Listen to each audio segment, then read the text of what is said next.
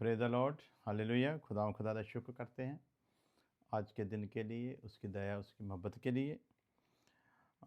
जैसे हम लोग पिछले एपिसोड में हम लोगों ने सीखा है पाठ में कि कौन परमेश्वर के पर्वत पर चढ़ सकता है।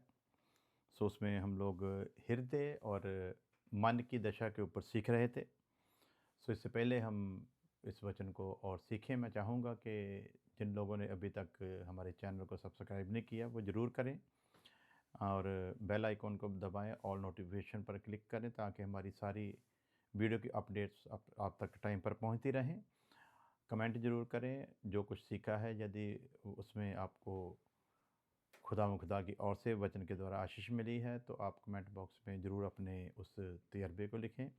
दूसरा, यदि कोई बात समझ में नहीं आई और आप किसी चीज़ को सीखना और चाहते हैं तो वो भी आप एक सवाल के रूप में लिख सकते हैं और शेयर ज़रूर करें, क्योंकि जो ज़िंदगी बख्श कलाम आप तक पहुंचा है हम चाहते हैं वो औरों तक भी पहुंचे। और ये समझिए कि खुदा की ओर से आपके लिए एक सेवा ही होगी कि आप खुदा के वचन को औरों तक पहुंचाने का एक बढ़िया उपराला कर रहे हैं। सो हम लोग पहुंचे थे कि प्योर हार्ट चाहिए और प्योर माइंड भी चाहिए। तो जैसा हमने लास्ट में पढ़ा था पहला शमूएल 16 की 7 आयत, मनुष्य बाहरी रूप देखता है परंतु परमेश्वर हृदय देखता है। आज इस पर भी बहुत सारी जो है ना, एक कभी कभी बहस छिड़ जाती है बाहरी रूप और अंदरूनी रूप पर। ध्यान रहें, जो मसीह को नहीं जानते, जो संसारिक हैं, जिनमें खुदा ने हमें एक जलते चिराग बनाकर पेश किया है, वो मनुष्य ही हैं, वो खुदा नहीं, वो परमेश्वर नहीं, कि वो हमारे हृदय की अंदरूनी भावना को समझ सकें, जहाँ हमारे हृदय में क्या चल रहा है उसे समझ सकें। क्योंकि हृदय की सोच को तो हृदय को बनाने वाला सर्वशक्तिमान परमेश्वर ही समझ सकता है।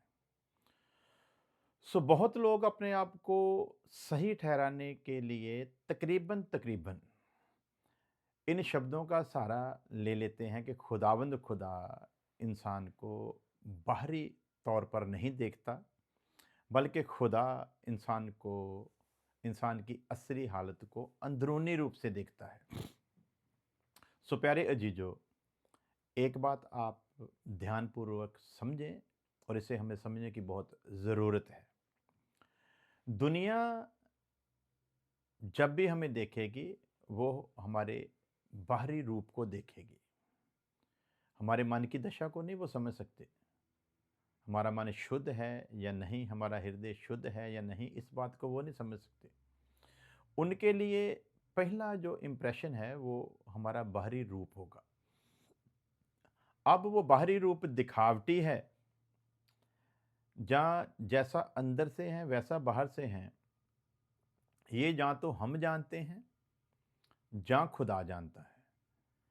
लेकिन दुनिया बाहरी रूप पहले देखेगी, क्योंकि बाहर से परिवर्तन ज़रूरी है जो लोगों में दिखे। अंदर का परिवर्तन इसलिए ज़रूरी है कि परमेश्वर देखे। अब इंसान, एक मनुष्य दूसरे मनुष्य के अंदर की हालत को नहीं समझ सकता, और ये भी खुदा ने खुद इन बातों को छुपा के रखा। यदि खुदा इंसान को ये आशीष दे देता कि हम इंसान होते हुए दूसरे इंसान की मन की हालत को समझ सके, तो दुनिया में कोई रिश्ता बनाना रहता। हमारे रिश्ते इसीलिए बने हुए हैं कि हम दूसरे की मन की हालत से बखूबी वाकिफ़ नहीं। मिसाल के तौर पर, आप किसी से मिलते हैं, यदि खुदा ने ये दात बख्शी होती कि हम मन की हालत को समझें और आपको पता चल जाए कि ये इस आदमी के मन में तो मेरे लिए जहर भरा हुआ है, ये आदमी तो हर समय मेरे लिए सिर्फ बुराई ही सोचता है, तो मेरे ख्याल से वो रिश्ता एक पल के लिए भी बना नहीं रह सकता था। अब याद रखें, अंदरूनी तौर पर खुदा हमें देखेगा, बाहरी तौर पर दुनिया हमें देखेगी। लेकिन हमें ये ध्यान रखना है कि हमारा बाहरी रूप दिखावटी नहीं होना चाहिए। आज हम देखें, चाहे वो मसीही लोग हों, चाहे वो गैर मसीही लोग हों, आज संत दिखने के लिए, साधु दिखने के लिए, पास्टर दिखने के लिए, बिशप दिखने के लिए, पोप दिखने के लिए लोग बाहरी रूप को तो बड़ी जल्दी से चेंज कर लेते हैं। ऐसे-ऐसे वस्त्र पहन कर के लोग हमें देखें और कहें कि बड़ा धार्मिक बंदा है जी, बड़ा सादगी में रहता है जी। यदि तो ये सिर्फ़ हमने दूसरों को दिखाने के लिए रूप बदला है, तो फिर हम अपने आप को धोखा दे रहे हैं, सामने वाले को धोखा दे रहे हैं और खुदा को भी धोखा दे रहे हैं। परंतु यदि सचमुच हमारे हृदय की हालत बदली है, सचमुच हमारा हृदय बदल गया है, खुदा ने हमारे अंदर नया हृदय पैदा कर दिया है, यदि हृदय की सुनकर कि मेरा बाहरी रूप किसी के लिए ठोकर का कारण ना बने, यदि हृदय की सुनकर, यदि हृदय शुद्ध है, प्योर है, हार्ट प्योर है, यदि हृदय शुद्ध है, यदि उसकी सुनकर मैंने अपना बाहरी रूप चेंज किया है, इसलिए किया है कि बाहरी रूप से भी कोई ठोकर ना खाए, तो वो हमारे लिए बड़ी बरकत और आशीष की वजह बनेगी। लेकिन यदि हम दिखावा कर रहे हैं, तो वो हमारे लिए सज़ा की वजह बनेगा। सो इसलिए जैसे अंदर से हों, वैसे ही बाहर से हों। यदि अंदर सब कुछ ठीक है, तो बाहर भी सब कुछ ठीक करने की ज़रूरत है। यदि अंदर सब कुछ ठीक नहीं, तो खाली बाहर से ठीक करेंगे, तो हमसे बड़ा फिर धोखेबाज कोई नहीं होगा। सो आज ज़्यादातर यही हो रहा है। लोग बाहरी रूप पर तो बहुत ध्यान दे रहे हैं, बाहरी तौर पर तो बदल जाते हैं, लेकिन अंदर से बदलते नहीं हैं। सो खुदा चाहता है कि हम अंदर से बदलें। इसलिए लिखा है, मनुष्य बाहरी रूप देखता है, तो मनुष्य देखेगा ना बाहर से कि हम कैसे हैं। लेकिन खुदा अंदर से और बाहर से दोनों से देखता है। तो देखते हैं कि नंबर 4 हम सीखेंगे, तीसरा जो तरीका, तीसरा जो तरीका है नंबर 4 पॉइंट में, मन को व्यर्थ बात की ओर नहीं लगाना। पहले हृदय के बारे में हमने पिछले एपिसोड में सीखा था। अब सीखेंगे कि मन को व्यर्थ बात की ओर नहीं लगाना है। व्यर्थ का मतलब हम लोग समझेंगे कि मन को व्यर्थ बात का मतलब है कि व्यर्थता में क्या-क्या चीज़ें आती हैं? अहंकार आ जाता है, दिखावा आ जाता है, मूर्ति पूजा आ जाती है, झूठे देवता आ जाते हैं, सांसारिकता आती है और सांसारिक मनोवृत्ति, जिसका मतलब सीधा-सीधा है, मन परमेश्वर में नहीं है। मन परमेश्वर में नहीं है। अब हृदय शुद्ध हो, लेकिन मन शुद्ध ना हो, तो भी गड़बड़ होगी। इन दोनों का शुद्ध होना बड़ा ज़रूरी है। बाइबल में एक बहुत अच्छा रेफ़रेंस है। जब यूसुफ जेल के अंदर था, तो जो 2 लोग, सपना जिनको आया था, ख्वाब आया था, सपना, तो उनके विषय में लिखा था ना कि उसने कहा कि मैंने जो शाही भोजन था, वो मैंने सिर के ऊपर रखा हुआ था और जो पक्षी थे, वो ऊपर से उसको खा रहे थे। सो उसका सीधा-सीधा मतलब क्या होता है, आज भी दुनिया की यही हालत है। आज दुनिया खुदावंद खुदा का ज्ञान इकट्ठा करके उसको मन में रखते हैं, हृदय में उतरने नहीं देते। माइंड सेट कर लेते हैं, लेकिन हृदय में उतरने नहीं देते। ज्ञान तो बहुत है, लेकिन हृदय शुद्ध नहीं है। उसको यहीं तक रखा है, यहाँ से उतर कर यहाँ आना चाहिए था। यहाँ रखने पर से भी पहले इसकी इसका शुद्धिकरण जो था वो ज़रूरी था। सो इसको शुद्ध करके यहाँ से यहाँ तक लेकर आएँगे, तो फिर ज़िंदगी का नज़ारा होगा। परंतु यहाँ से यहाँ तक ले भी आएँ, परंतु यदि ये भी शुद्ध ना हुआ, तो भी गड़बड़ होगी। तो देखते हैं ना कि यूसुफ ने कहा था कि तेरे जो ख्वाब का मतलब ये है कि जो बादशाह है, वो तेरी जो गर्दन है, तेरे धड़ से अलग कर देगा। तो याद रखें, आज भी जिन्होंने ज्ञान इकट्ठा करके लोगों को ज्ञानवान लोगों में साबित करने के लिए अपने आप को, और लोगों को ज्ञान के द्वारा लुभाने के लिए, फुसलाने के लिए, गुमराह करने के लिए, और लोगों में अपनी एक अच्छी इमेज बनाने के लिए कि मेरे पास बहुत ज्ञान है। तो ये सब कुछ करके वो लोगों को खुश तो कर सकते हैं, लेकिन उनका अपना विवेक भी उन पर गवाही देता है कि तेरे पास ज्ञान तो है, परंतु तेरा हृदय शुद्ध नहीं। ज्ञान तो है, परंतु जैसा चलना चाहिए वैसा तो चल नहीं रहा। ज्ञान सुनकर तो लोग वाह-वाह कर देते हैं, परंतु तेरा जीवन ज्ञान के मुताबिक नहीं चल रहा। तो इसका सीधा-सीधा मतलब है, हम दूसरों को भी गुमराह कर रहे हैं, खुद को भी गुमराह कर रहे हैं, और परमेश्वर को भी गुमराह करने का यत्न कर रहे हैं। तो ये बड़ी एक खतरनाक हमारी स्थिति होगी। सो इसलिए याद रखें, जो खुदा की बातों को सिर्फ मन तक ही सीमित रखता है, माइंड में सेट करता है, वो सीधा-सीधा समझ लिए कि वो इस संसार में, इस दुनिया में, इस दुनिया के तौर तरीकों के हिसाब से चलकर सिर्फ दुनिया को खुश करने वाला काम कर रहा है। सो इसका सीधा-सीधा मतलब समझें कि मन परमेश्वर में नहीं, संसार में लगा हुआ है। मैं संसार को कैसे खुश कर सकता हूँ? संसार को कैसे प्रभावित कर सकता हूँ? संसार में मैं कैसे शोहरत पा सकता हूँ?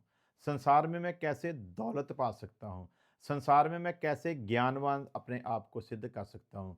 संसार में मैं कैसे लोगों को बता सकता हूँ कि मैं बहुत ज़्यादा नॉलेज रखने वाला हूँ?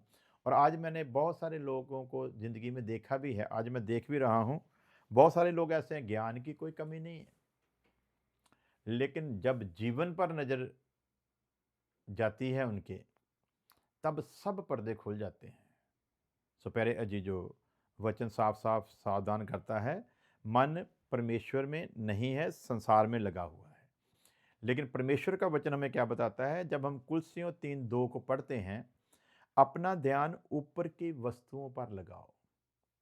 अपना ध्यान ऊपर की, जो मन तो प्योर रखता है, यानी कि माइंड तो प्योर है, लेकिन यदि उसका ध्यान जो है वो ऊपर की वस्तुओं पर नहीं लगा, तो माइंड प्योर भी उसको बचा सकता नहीं, क्योंकि माइंड प्योर के साथ प्योर हार्ट भी चाहिए। अब जिसका प्योर हार्ट होगा ना, वो ऊपर की बातों पर ध्यान लगाएगा, लेकिन जिसके पास प्योर हार्ट नहीं है लेकिन प्योर माइंड है, वो किसी समय भी भरमाया जा सकता है, और ज़्यादातर भरमाया ही है, क्योंकि उसने यहीं पर जमा किया हुआ है। उसका ध्यान इस संसार की वस्तुओं पर लगा हुआ है, लेकिन जिसका हृदय शुद्ध है, उसका ध्यान ऊपर की चीज़ों पर लगा हुआ। अब जो लिख रहा है ना संत पौलुस पवित्र आत्मा की अगुवाई से, वो कहता है कि अपना ध्यान ऊपर की वस्तुओं की ओर लगाओ। अब हृदय शुद्ध है तो ध्यान ऊपर की वस्तुओं पर लगेगा। हृदय शुद्ध नहीं है तो कभी भी ध्यान लगे। पिछले दिनों में एक भाई के साथ बड़ी डिबेट हुई थी इसी बात को लेकर, क्योंकि मैं वचन शेयर कर रहा था और मैंने उसमें ये जिक्र किया था कि आज लुटेरे जो है ना, वो पास्टर बन गए हैं। तो बदकिस्मती से वो खुद ऐसे ही लोगों की गिनती में था, तो अब उसको वो बात चुभनी ज़रूरी थी। बात चल रही थी वचन की, लेकिन वो बीच में ही बोल पड़ा, तो मैंने मना भी किया कि बात को पूरी कर लेने दो, लेकिन फिर भी उससे ये बात बर्दाश्त नहीं, क्योंकि वो बात उसके सिस्टम के साथ मैच कर रही थी, जैसा वो था ना, वैसी बात जब हुई तो उससे बर्दाश्त नहीं हुई फिर वो बात। तो जब वो बात बर्दाश्त नहीं हुई तो उसने बात को पूरा भी नहीं होने दिया, बीच में ही बोल पड़ा। तो बहस में उसने कहा कि आपने कहा कि पास्टर लुटेरे हैं। तो मेरा जवाब था कि आपको ये बात क्यों चुभी है? यदि तो आप लुटेरे हैं, फिर ये बात आपको चुभनी चाहिए थी। यदि आप लुटेरे नहीं हैं, तो फिर आपको ये बात क्यों चुभ रही है? तो खुशकिस्मती ये थी कि वहाँ पर 2 और भी सेवक थे, वो नहीं बोले, वो खामोश रहे पूरे एपिसोड में, लेकिन वही एक बो रहा था। तो मैंने 2-3 बार ये बात रिपीट की कि मुझे लगता है कि आप उन्हीं में से हैं जिनके विषय में बात की गई है। क्योंकि जितनी चुभी है, उतनी चुभनी नहीं चाहिए थी यदि आप वैसे नहीं हैं। तो बहस का विषय यही था डिबेट का कि आपने ये कैसे बोल दिया कि पास्टर लुटेरे हैं। मैंने फिर उसको कहा कि मैं जब शब्द कहता हूँ तो बड़े सोच विचार कर कहता हूँ। मुझे पता है कि मैंने ये नहीं कहा कि पास्टर लुटेरे हैं, क्योंकि पास्टर लुटेरा नहीं हो सकता। जिसका हृदय शुद्ध है वो कभी भी लुटेरा नहीं हो सकता, और खास करके पास्टर तो बिल्कुल भी लुटेरा नहीं हो सकता, क्योंकि पास्टर किसी इंसान की मंशा से नहीं बनता। पास्टर को कोई इंसान नहीं बना सकता, ना कोई खुद पास्टर बन सकता है। ये तो पवित्र आत्मा का दान वरदान है कि कोई पास्टर बने, क्योंकि वचन में लिखा है उसी ने कईयों को रसूल, कईयों को नबी, कईयों को प्रचारक, कईयों को पास्टर और कईयों को टीचर। तो ये तो पवित्र आत्मा का काम है, और पवित्र आत्मा ने जिनको पास्टर बनाया है वो लुटेरे नहीं हो सकते। ये निशानी है कि जिनको परमेश्वर ने ये उपाधि दी है वो लुटेरा नहीं हो सकता। आज बदकिस्मती ये है कि पास्टर लुटेरे नहीं, लुटेरे पास्टर बन गए हैं। तो कभी कभी हम बात को पूरा समझते नहीं, सुनने से पहले जवाब दे देते हैं, और वचन में लिखा है कि जो सुनने से पहले जवाब देता है वो मूर्ख ठहरता है। सो इस बात को शेयर करने के पीछे का जो कारण था वो ये था कि यदि हमारा मन शुद्ध है, यदि हमारा हृदय भी शुद्ध है, तो फिर दुनिया क्या कहती है हमें उससे टेंशन नहीं होती। परंतु यदि हम उसमें कहीं दोषी पाए जाते हैं, तब वो बात हमें कांटे की तरह चुभती है। तो वचन के मुताबिक क्या है? जिसका हृदय शुद्ध है उसका ध्यान ऊपर की बातों की ओर लगा रहता है, लेकिन जिसका हृदय शुद्ध नहीं वो धरती की ही बातें करेगा। जिसका हृदय शुद्ध नहीं वो धरती की बातों से ही खुश होगा। जिसका हृदय शुद्ध नहीं उसका ध्यान ऊपर की बातों पर नहीं, ऊपर की वस्तुओं पर नहीं, बल्कि संसारिक वस्तुओं पर लगा रहेगा। और जब आप इन संसारिक वस्तुओं को छोड़ने का प्रचार करोगे, तब उसको वो कांटे की तरह चुभेगा, क्योंकि वो उसका गुलाम है। उसको वो आदत पड़ चुकी है। गुनाहगार को गुनाह करने की आदत पड़ चुकी होती है। अब जब कोई उसे गुनाह छोड़ने के लिए कहता है, उसके पता भी है कि मैं गुनाह कर रहा हूँ, उसे पता भी है गुनाह बुरी चीज़ है, उसे पता भी है गुनाह की सज़ा भी मिलेगी, तो भी जब कोई उसको गुनाह छोड़ने के लिए कहता है, तो वो उस आदमी को एप्रिशिएट नहीं करता कि कोई मुझको एक अच्छी बात कह रहा है, बल्कि वो उस आदमी का दुश्मन हो जाता है, जो उसे गुनाह छोड़ने के लिए कहता है। वचन में लिख कर देता है। वो संसार में था, संसार ने उसे कबूल नहीं किया। क्यों कबूल नहीं किया? वो रोशनी था और संसार के काम अंधकार के थे। इसलिए अंधकार में रहने वालों ने, अंधकार को प्रिय जानने वालों ने उस रोशनी को कबूल नहीं किया, बल्कि उसकी मुखालफत की, उसके अंगेंस्ट गए, उसके खिलाफ गए। सो उसी तरह आज है, जो कोई भी संसार से प्रेम लगाए बैठा है, यदि आप उसे कहें ना कि ऊपर की बातों की ओर ध्यान दो, वो कभी भी इन बातों को मानने के लिए तैयार नहीं होगा, क्योंकि यहाँ से मानकर यहाँ तक लेकर आना है। अब यहाँ पर तो उसने पूरा संसार बिठा रखा है। संसार की चीज़ें, संसार की दौलत, संसार की शोहरत, संसार की वस्तुएं, सबसे उसका ये माइंड तो भरा हुआ है। अब ये खाली होगा तब ऊपर की बातें आएंगी। जब ऊपर की बातें आएंगी तब यहाँ से उतरती हुई यहाँ तक जाएंगी। तो अब यहीं पर जब सीधा अटैक होता है तो उसके लिए बर्दाश्त करना मुश्किल होता है। एक बात ध्यान रखें, वचन में लिखा है कि संसारिक मनुष्य जो है वो संसार की बातों को प्रिय जानता है, वो संसार की बातों से मोहब्बत करता है, लेकिन जो रूहानी है, जो आत्मिक है, वो आत्मिक बातों को प्रिय जानता है। तो यहीं से पहचान हो जाती है कि सामने वाला आत्मिक है या शारीरिक है। सो पढ़ते हैं कि अपना ध्यान ऊपर की वस्तुओं पर लगाओ, और यूहन्ना 2:15-17 में हम लोग देते हैं कि संसार से प्रेम ना करो, क्योंकि संसार और उसकी अभिलाषाएं बीतती जा रही हैं, खत्म होती जा रही हैं, लेकिन जो प्रभु के वचन पर बना रहेगा वही बचाया जाएगा। सो रोमियो 12:2 में भी इस बात का जिक्र आता है कि इस संसार के सदृश न बनो। अब जिसका हृदय शुद्ध है वो संसार के मुताबिक नहीं चलेगा, वो कभी भी संसार की बातों को प्रिय नहीं जानेगा, वो कभी भी संसार में मिक्स नहीं हो सकता।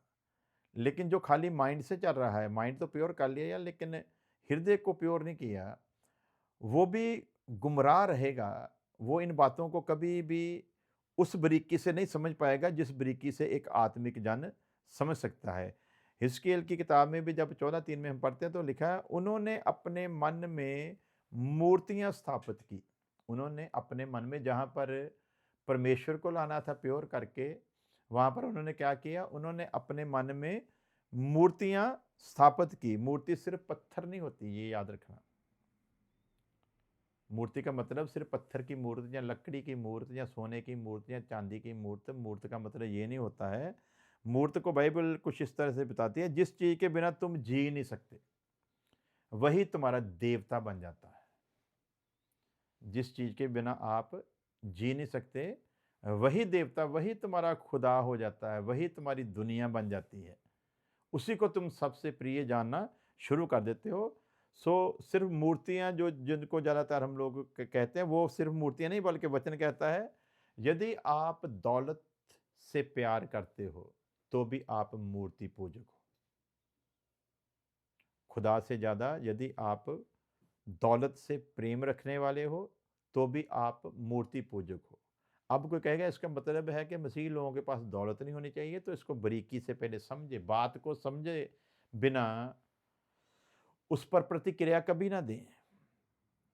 मसीही लोग बहुत धनवान होने चाहिए, खुदा को कोई प्रॉब्लम नहीं है, लेकिन एक मसीही का मन खुदा पर लगा होना चाहिए, दौलत पर नहीं। मसीही लोगों के पास बहुत दौलत होनी चाहिए।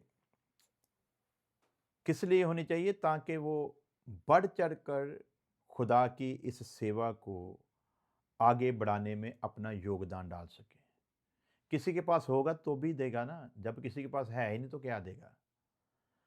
सो दौलतमंद होना गुनाह नहीं, दौलत पर ध्यान केंद्रित करना, दौलत से मोहब्बत करना परमेश्वर से ज़्यादा, वो कभी हमेशा की ज़िंदगी का वारिस नहीं हो सकता। आया ना धनी जवान, इरादा अच्छा है, इरादा अच्छा है, माइंड प्योर है, लेकिन हृदय में अभी तक हलचल है।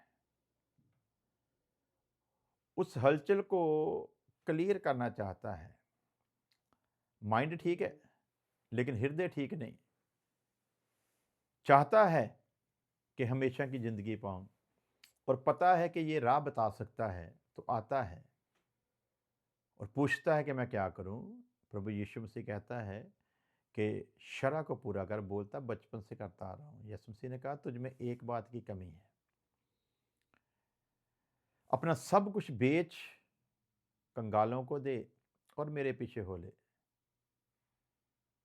निराश होकर वापस चला गया। क्यों? क्योंकि ये बंदा खुदा की शरीयत को तो पूरा करता था, खुदा के हुक्मों को तो मानता था, लेकिन एक बात में ये कमज़ोर था, और वो बात ऐसी थी जो इसकी सारी उन अच्छी बातों को फ़ेल कर रही थी। एक कमी जो सभी पर भारी पड़ रही थी, वो ये थी कि ये दौलतमंद था और दौलत से प्यार करता था। दौलतमंद होता कोई बात नहीं, दौलत से प्यार करने वाला नहीं होना चाहिए था, लेकिन ये दौलत से प्यार करने वाला था, इसलिए हमेशा की ज़िंदगी को ठुकराकर निराश होकर वापस चला गया। दूसरी ओर जक्की भी धनवान था, लेकिन जक्की की मोहब्बत जब हुई खुदा से, तो वो शुद्ध हृदय लेकर आया था। माइंड में उसको पता था कि मैं ठीक नहीं हूँ, माइंड उसका गवाही दे रहा है, लेकिन हृदय को शुद्ध लेकर आया प्रभु यीशु मसीह को देखने के लिए। मन में पश्चाताप है कि मैं गुनाहगार हूँ, उसका सामना नहीं कर सकता, इसलिए छुप कर देखना चाहता था कि चलो मैं तो गुनहगार हूँ, मैं तो इस लायक नहीं कि मैं उसका सामना कर सकूँ, चलो कम से कम मैं देख तो लूँ। इसलिए इसका हृदय जो था वो शुद्ध था। और यीशु मसीह उस दरख्त के नीचे पहुंचकर कहता है, उतर आ, मुझे आज तेरे घर जाना ज़रूरी है। किसी से नहीं ऐसी बात कही प्रभु यीशु मसीह ने जैसी इससे कही है, क्योंकि इसका हृदय जो था वो शुद्ध था। दौलतमंद था, लेकिन दौलत से मोहब्बत करने वाला नहीं था। दौलतमंद था, दौलत से मोहब्बत करने, काम भी ठीक नहीं था, उस काम करने वाले को भी लोग बुरा समझते थे, लेकिन फिर भी नौकरी तो करता था, लेकिन मन फिर भी शुद्ध रखा हुआ था। कहीं ना कहीं परमेश्वर के लिए मन में लालसा थी।